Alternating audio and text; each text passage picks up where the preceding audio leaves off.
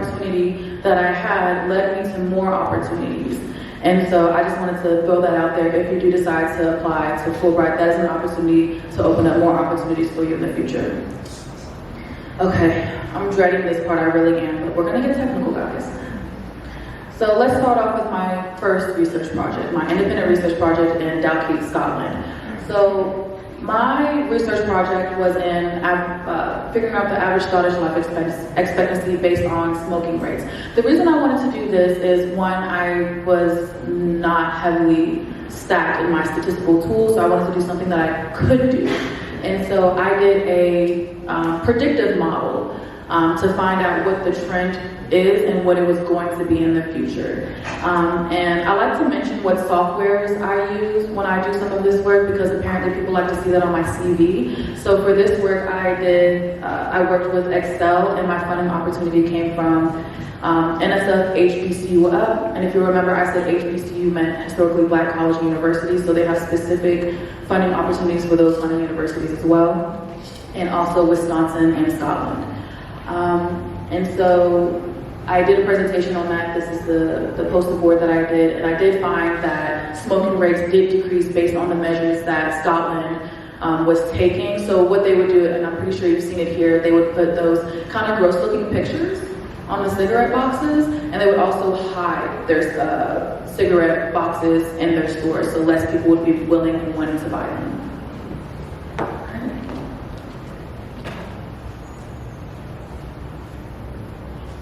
So the research experience for undergraduates project that I did was detecting point radiation sources using distributed sensors.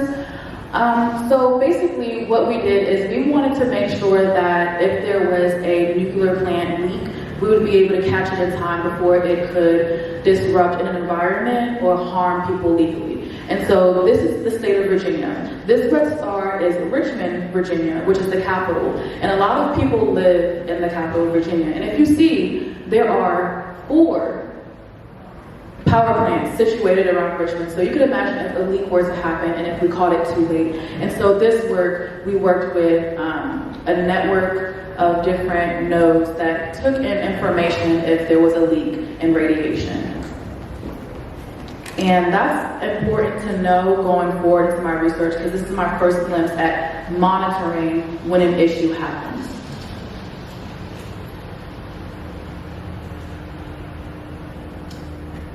So this one is directly related to the pandemic. So at my time at Penn State, the ARL lab, what we did is we took this very large database of diseases, their hosts, and the vectors, so the mode of where how they're transported, and also the nations that they are in. So this is in 2017. And what we wanted to do is we wanted to be able to connect where and when a pandemic would happen based on the kind of disease it was and how it was transmitted.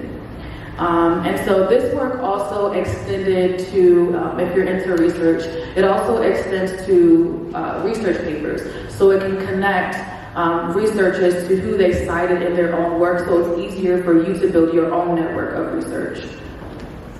And this opportunity was given to me by Open Door, a program at Penn State ARL. And the software that I used here was Python and Neo4j. And I think most people have heard of Python. Neo4j is more of a data visualization tool, which is really, really cool. I have a workshop on Tuesday and Wednesday, and I will be likely touching on Neo4j, heavily diving into Python. So let's see. Oh, also, I have links throughout my presentation. So I didn't get to finish the work here at Penn State because I only had 8 weeks, because I took 2 weeks in Cape Town, South Africa. But my mentor, I'll give this presentation to everybody, has a link where you can actually go in and parse through this database.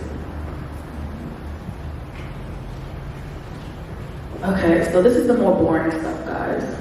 So my dissertation was on non-parametric and semi-parametric regression and classical and Bayesian statistical quality control. Sounds stupid, but basically what I did was monitoring. I made visual tools so that you can see when something was out of control. Initially, I started with products. This is heavily used in industry. People want this. So if you're thinking of a paper manufacturer, the thickness of the paper has to be within a certain bound. And so that's what I started off with. And then I moved on to respiratory diseases. So similar to COVID-19, but a little bit different. It wasn't COVID-19. So I worked with respiratory diseases with data from Sao Paulo, Brazil. And then my final project worked with suicide rates as it related to COVID-19 and seeing if those rates were out of control, if they were at epidemic levels, like how COVID-19 was at pandemic levels. So there are links to my dissertation, there are links to my publications, and also if you want to dive a little bit more, I do have a presentation up here that you can go into. I mean, if you want to hear boring stuff, have a nice nap, you can listen to that. But the software that I used here was R, SAS, and Python. Let's keep it moving. So now, the work that I did at Lawrence Berkeley National Lab. So this work was slightly different from what I was doing before. It wasn't as visual as I would have liked it to be. I'm a visual person. I like seeing colors. I like seeing nice things. This one's a little boring. But here what I did is we wanted to figure out a way to sample from a population. But a lot of the tools that they have on Python are with continuous numbers, so decimals. We wanted to do something that had to deal with integers. And so what we did here is we wanted to figure out a way to sample integers from a population and do an analysis on it. This is the work that I did. The language that I used here was Python. We had reconfigured one of the packages that they have if that interests you. And the opportunity was actually funded not directly through Berkeley Lab, but through Sustainable Research Pathways. Okay, so now that leads me to exactly where I am today. So again, my previous research dealt with monitoring and figuring out when something was out of control. And so the Philippines had some of the highest COVID-19 cases in Southeast Asia. And so I knew that there had to be a way to get this under control. And if I know I'm a visual learner and I'm supposed to be a math person, I know that a lot of other people